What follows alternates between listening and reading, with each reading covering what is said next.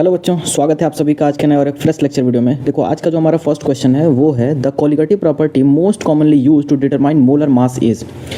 Colligative properties में से molar mass ज्ञात करने के लिए सबसे अधिक उपयोग की जाने वाली प्रॉपर्टी कौन सी है? Relative lowering of vapour pressure, osmotic pressure, elevation in boiling point या फिर डिप्रेशन इन फ्रीजिंग पॉइंट। देखो, ये चारों ही कोलिगेटिव प्रॉपर्टी है, लेकिन जिस कोलिगेटिव प्रॉपर्टी का इस्तेमाल मॉलिक्यूलर मास या फिर मोलर मास निकालने के लिए हम लोग करते हैं वो है option number B, osmotic pressure. इसका जो करेक्ट आंसर हो जाएगा option number B. Next question देखते हैं। क्वेश्चन नंबर सेकंड है हमारा। देखिए, क्वेश्चन नंबर सेकंड हमारे पास कह रहा है कि which of the following has maximum conductivity in aqua solution. निम्न में से किसकी जलीय विलयन में चालकता सबसे अधिक होती है? Weak electrolyte, strong electrolyte, non electrolyte या फिर सेमी कंडक्टर्स। इसका जो करेक्ट आंसर हो जाएगा वो हो जाएगा option number B, strong electrolyte. देखो, कह रहा हमसे कि किसकी मैक्सिमम कंडक्टिविटी होगी, तो जो सबसे अच्छा इलेक्ट्रोलाइट होगा, जो सबसे अच्छे से आयनाइज होगा, वही जो है कि यहाँ पर सबसे अच्छी कंडक्टिविटी भी दिखाएगा। क्वेश्चन नंबर थर्ड हमारे पास कह रहा है कि the order of reaction can be determined by. रासायनिक अभिक्रिया का ऑर्डर किससे निर्धारित किया जा सकता है? Molecularity, rate law, balance chemical equation या फिर कैटालिस्ट यूज्ड। इसका जो करेक्ट आंसर हो जाएगा option number B, rate law. ठीक है, किसी भी रिएक्शन का जो ऑर्डर है वो उसके रेट लॉ से हम लोग बता सकते हैं। ओके, चलो भाई नेक्स्ट क्वेश्चन देखते हैं। क्वेश्चन नंबर 4 है हमारे पास। देखिए, क्वेश्चन नंबर 4 हमसे कह रहा है कि which compound shows optical isomerism. निम्न में से कौन सा यौगिक ऑप्टिकल आइसोमेरिज्म को दर्शाएगा? तो option A 2 butanol, N butanol, 2 butene या फिर बेंजीन। इसका जो करेक्ट आंसर हो जाएगा option number A, butanol. Right, 2 butanol जो होगा वो ऑप्टिकल आइसोमेरिज्म शो करेगा। देखिए, इस चीज़ को जरा यहाँ पे समझ लेते हैं। देखिए, optical isomerism occurs when a compound has chirality due to absence of symmetry. Optical isomerism कोई कंपाउंड तब शो करेगा जब उसके पास क्या हो, कायरलिटी हो। ठीक है ना, और कायरलिटी कब हो? जब एब्सेंस ऑफ उसके पास सिमेट्री ना हो और कायरलिटी शो कर रहा हो। चलो भाई नेक्स्ट क्वेश्चन देखते हैं। क्वेश्चन नंबर 5 हमारे पास कह रहा है कि which alloy results when zinc is added to copper. तांबे में जिंक मिलाने पर कौन सा मिश्र धातु बनता है, ये हमको बताना है। ये बहुत ही आसान हो जाएगा। इसका जो करेक्ट आंसर हो जाएगा option number C, brass. Right, जब जिंक और कॉपर को आपस में मिलाया जाता है तो वहां पर ब्रास का फॉर्मेशन होता है। Brass is an alloy. Next question देखते हैं। Question number 6, the main ore of aluminium is. Aluminium का प्रमुख अयस्क कौन सा है? हेमेटाइट, बॉक्साइट, डोलोमाइट या फिर मैग्नेसाइट। इसका जो करेक्ट आंसर हो जाएगा option number B, bauxite. Bauxite जो होता है वो एल्युमिनियम का एक ओर होता है। नेक्स्ट क्वेश्चन देखते हैं। क्वेश्चन नंबर 7 हमसे कह रहा है कि which gas is released when ethanol react with sodium. जब एथेनॉल सोडियम के साथ रिएक्ट करता है तो वहां पर कौन सा गैस बाहर निकलता है? हाइड्रोजन, ऑक्सीजन, कार्बन डाइऑक्साइड या फिर मीथेन। इसका जो करेक्ट आंसर हो जाएगा ऑप्शन नंबर ए, मीथेन। राइट, हाइड्रोजन गैस बाहर निकलता है जब एथेनॉल रिएक्ट करता है सोडियम से। नेक्स्ट क्वेश्चन देखते हैं। क्वेश्चन नंबर 8 कह रहा है कि the unit of rate constant for a first order reaction is. प्रथम कोटि अभिक्रिया के लिए रेट कांस्टेंट का इकाई क्या होता है, हमको बताना है। देखो, फर्स्ट ऑर्डर रिएक्शन के लिए जो रेट कांस्टेंट का जो यूनिट होता है वो होता है पर सेकंड। इसका ऑप्शन नंबर बी यहाँ पर क्या हो जाएगा सर, करेक्ट आंसर हो जाएगा। नेक्स्ट क्वेश्चन देखते हैं। क्वेश्चन नंबर 9 देख लीजिए। कह रहा है कि which of the following is not a green house gas. निम्न में से कौन सा ग्रीन हाउस गैस नहीं है, ये हमको बताना है। तो देखो, इसका जो करेक्ट आंसर हो जाएगा वो हो जाएगा ऑप्शन नंबर सी, O2। ऑक्सीजन जो है वो ग्रीन हाउस गैस नहीं है, जबकि CO2, CH4 और N2O ये तीनों ही ग्रीन हाउस गैस होती हैं। राइट, नेक्स्ट क्वेश्चन देखते हैं। Question number 10।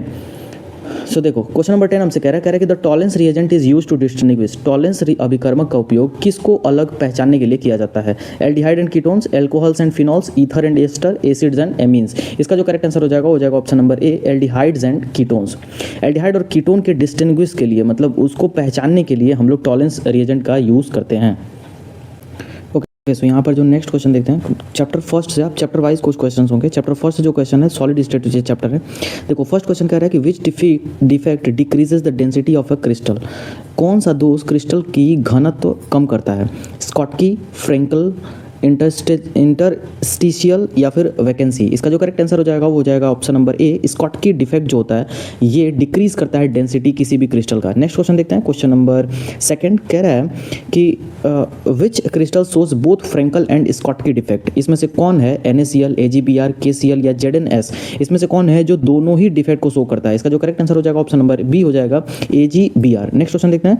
क्वेश्चन नंबर, अब चैप्टर 2 से हमारा ये क्वेश्चन होगा। Question number 3, Henry's law is applicable to. Henry का नियम किस पर लागू होता है, हमको बताना है। Solids in liquid, liquids in solids, gases in liquids या फिर गैसेज इन सॉलिड्स। इसका जो करेक्ट आंसर हो जाएगा वो हो जाएगा option number C, gases in liquids. Henry's law जो होता है वो प्रेशर पे वर्क करता है, आप सभी लोग को पता होगा। देखो यहाँ से देख लो, Henry's law relates solubility of gas to its pressure, solubility of a gas to its pressure, यानी कि गैस का मतलब क्या होगा, गैस का लिक्विड में सॉल्युबिलिटी पे वो डील करता है। नेक्स्ट क्वेश्चन देखते हैं, क्वेश्चन नंबर 4 है हमारा, van't factor i depends on, van't factor जो आई होता है वो किस पे डिपेंड करता है, हमको ये बताना है, temperature only, degree of dissociation या association, nature of solvent only, या फिर सरफेस एरिया। इसका जो करेक्ट आंसर हो जाएगा वो हो जाएगा option number B, degree of dissociation. देखो वांटा फैक्टर जो आई है वो डिग्री ऑफ डिसोसिएशन पे डिपेंड करता है, ठीक है। यहाँ पर भी आप देख लीजिए, देखो colligative properties changes when the solute particles dissociates or associates.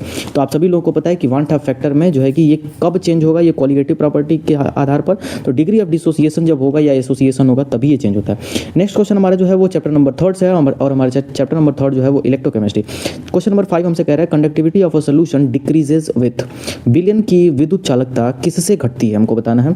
Increase in temperature, dilution, increase in ions, या फिर यूज ऑफ स्ट्रॉन्ग इलेक्ट्रोलाइट। देखो किसी भी सोल्यूशन की जो कंडक्टिविटी होती है वो डिक्रीज करती है कब, जब वो डाइल्यूट किया जाता है उस सोल्यूशन को। अगर आप डाइल्यूट करते हो तो उसकी जो कंडक्टिविटी है वो डिक्रीज कर जाती है। नेक्स्ट क्वेश्चन देखते हैं, चलिए देखो क्वेश्चन नंबर 6 हमारे पास कह रहा है कि standard cell potential is measured at, मानक सेल विभव किन शर्तों पर मापा जाता है। तो स्टैंडर्ड सेल पोटेंशियल की जो वैल्यू होती है वो फिक्स होती है, हर जगह पे सेम होगा और उतना ही होता है। तो यहाँ पर देखो इसमें 4 ऑप्शन है, तो इसका जो करेक्ट आंसर हो जाएगा वो हो जाएगा option number A, 25 degree Celsius, 1 atm pressure and 1 mole solution.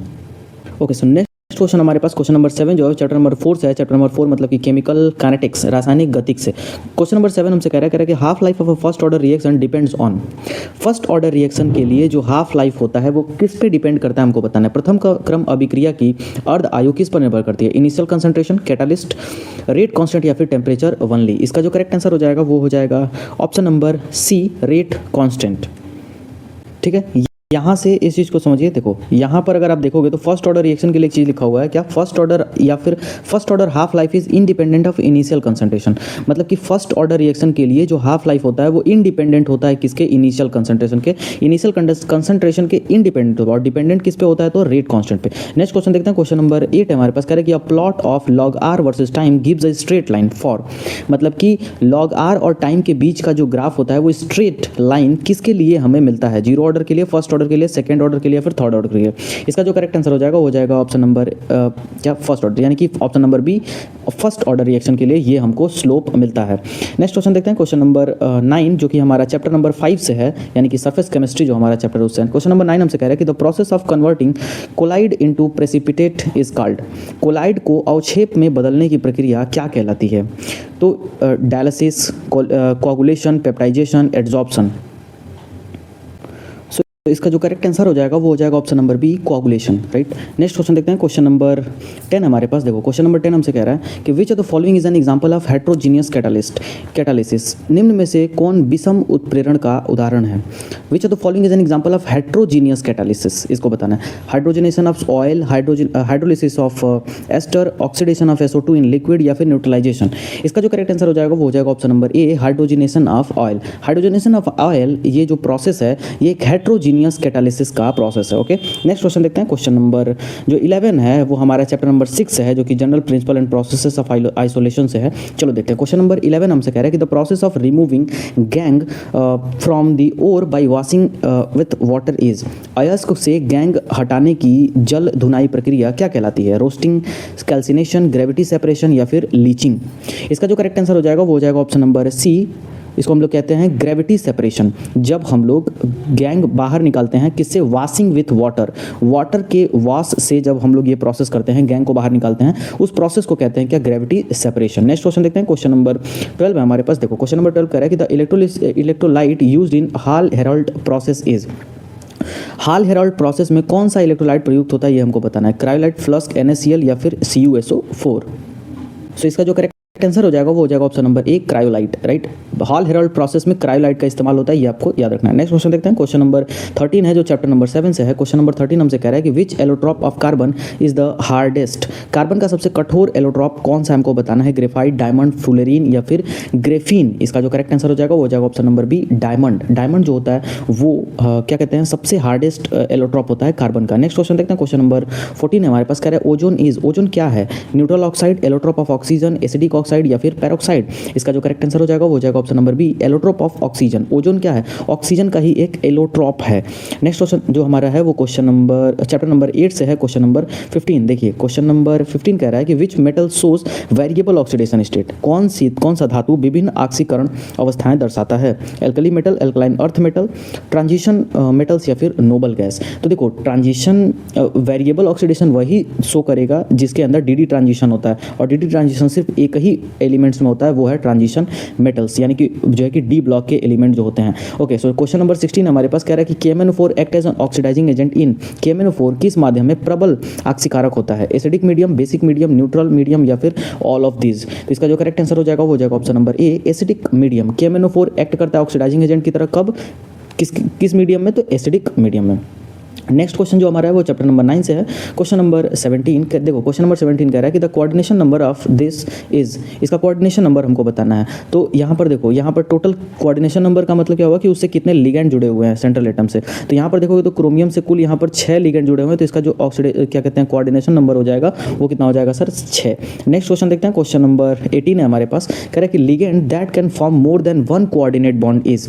ऐसा लिगेंड जो एक से अधिक कोऑर्डिनेशन बॉन्ड बना सकता है उसे हम क्या कहते हैं बताना है। मोनोडेंटेट, बाइडेंटेट, पॉलीडेंटेट या फिर एम्बीडेंटेट। तो काफी इजी क्वेश्चन हो गया। इसका जो करेक्ट आंसर हो जाएगा ऑप्शन नंबर सी, पॉलीडेंटेट। जब एक से ज्यादा बॉन्ड बना सकता है उसको हम क्या कहते हैं? पॉलीडेंटेट। अगला सवाल हमारा क्वेश्चन नंबर चैप्टर नंबर 10 से है, haloalkanes and haloarenes से।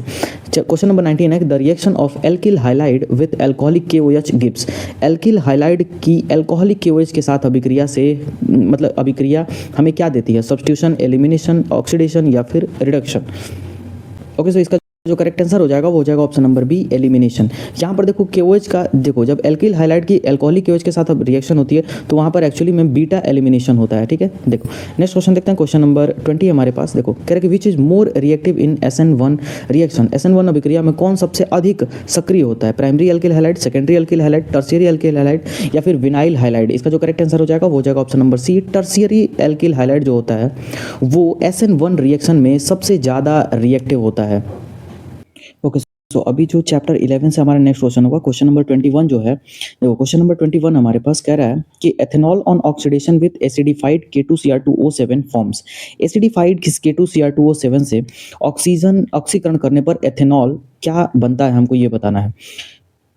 ओके, सो इसका जो करेक्ट आंसर हो जाएगा वो हो जाएगा option number B, ethanol. Right, देखो जब कभी भी एथेनॉल का ऑक्सीडेशन होगा विद एसिडिफाइड K2Cr2O7 तो वो जो है कि CHO ग्रुप, एल्डिहाइड ग्रुप वहां पर बनाता है। तो इसका correct answer option number B. Next question देखते हैं, क्वेश्चन नंबर 22 हमारे पास कह रहा है कि phenol react with NaOH to form. Phenol NaOH से अभिक्रिया करके क्या बनाता है, हमको बताना है। Sodium phenoxide, sodium acetate, sodium chloride या फिर ईथर। तो इसका जो करेक्ट आंसर हो जाएगा वो हो जाएगा ऑप्शन नंबर ए, sodium phenoxide. Phenol sodium NaOH के साथ रिएक्ट करके सोडियम फेनॉक्साइड बनाएगा। नेक्स्ट क्वेश्चन देखते हैं, क्वेश्चन नंबर 23 हमारे पास। देखो क्वेश्चन नंबर 23 कह रहा है कि Williamson synthesis is used to prepare.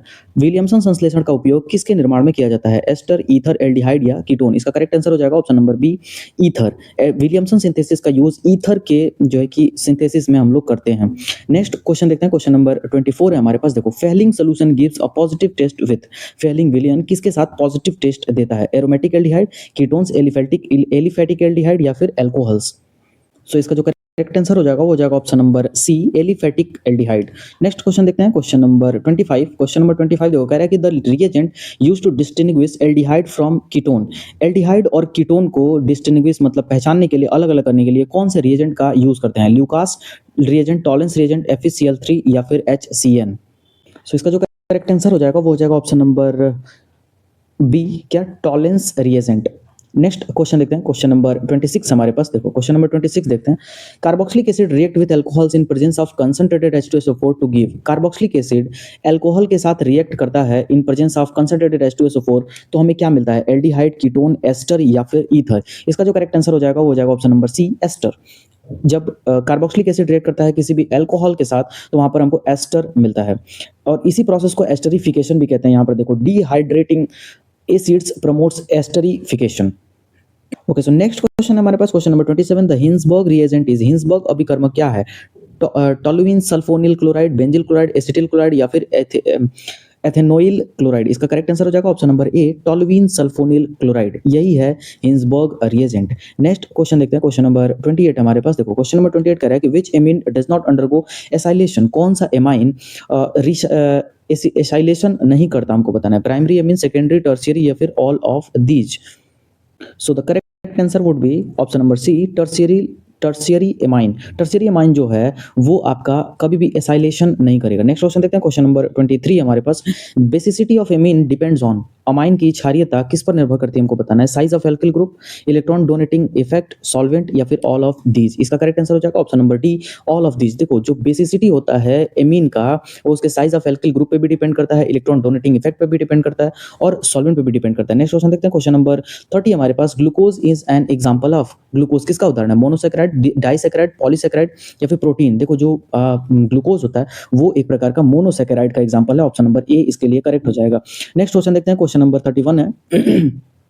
The bond present between amino acids in protein is, protein में अमीनो अम्लों के बीच में कौन सा बॉन्ड होता है? ग्लाइकोसिड, पेप्टाइड, एस्टर या एमाइड। ये काफी फेमस क्वेश्चन है, इसका करेक्ट आंसर हो जाएगा option number B peptide bond. जो बॉन्ड होता है प्रोटीन्स के बीच में अमीनो एसिड में वो पेप्टाइड बॉन्ड कहलाते हैं। नेक्स्ट क्वेश्चन देखते हैं, question number 32। Vitamin C is chemically, vitamin C रासायनिक रूप से क्या है? अस्कॉर्बिक एसिड, रेटिनॉल, कैल्सीफेरॉल या फिर टोकोफेरॉल। इसका करेक्ट आंसर हो जाएगा option number A ascorbic acid. Vitamin C जो है आपका क्या है? एस्कॉर्बिक एसिड है। नेक्स्ट क्वेश्चन देखते हैं, क्वेश्चन नंबर 33 हमारे पास। Nylon 6 is prepared from, nylon 6 किससे तैयार होता है, हमको बताना है। Caprolactam, adipic acid, hexamethylene, diamine या फिर स्टाइरिन। इसका करेक्ट आंसर हो जाएगा ऑप्शन नंबर ए कैप्रोलैक्टम। हमसे कुल मिला के ये पूछ रहा है कि नाइलॉन 6 जो पॉलीमर है उसका मोनोमर क्या होता है, उसकी बेसिक यूनिट क्या होती है, तो इसका करेक्ट आंसर हो जाएगा ऑप्शन नंबर ए कैप्रोलैक्टम। नेक्स्ट क्वेश्चन देखते हैं, क्वेश्चन नंबर 34 है हमारे पास। कह रहा है कि Buna S rubber is obtained by polymerization of, Buna S rubber किसके पॉलीमराइजेशन से प्राप्त होता है? Styrene plus butadiene, ether, propene, vinyl chloride या फिर टेट्राफ्लोरोएथाइलिन। इसका जो करेक्ट आंसर हो जाएगा ऑप्शन नंबर ए हो जाएगा स्टाइरिन प्लस ब्यूटाडाइन। स्टाइरिन और ब्यूटाडाइन के मिलने से ब्यूना एस रबर जो है कि फॉर्म होता है। नेक्स्ट क्वेश्चन देखते हैं, क्वेश्चन नंबर 35 हमसे कह रहा है कि Teflon is polymer of, Teflon किसका पॉलीमर होता है? इसका जो करेक्ट हो जाएगा ऑप्शन ए करेक्ट हो जाएगा CF2 double bond CF2, right. यहाँ पर देखो ये चीज आप समझ लीजिए, highly inert polymer due to strong CF bond.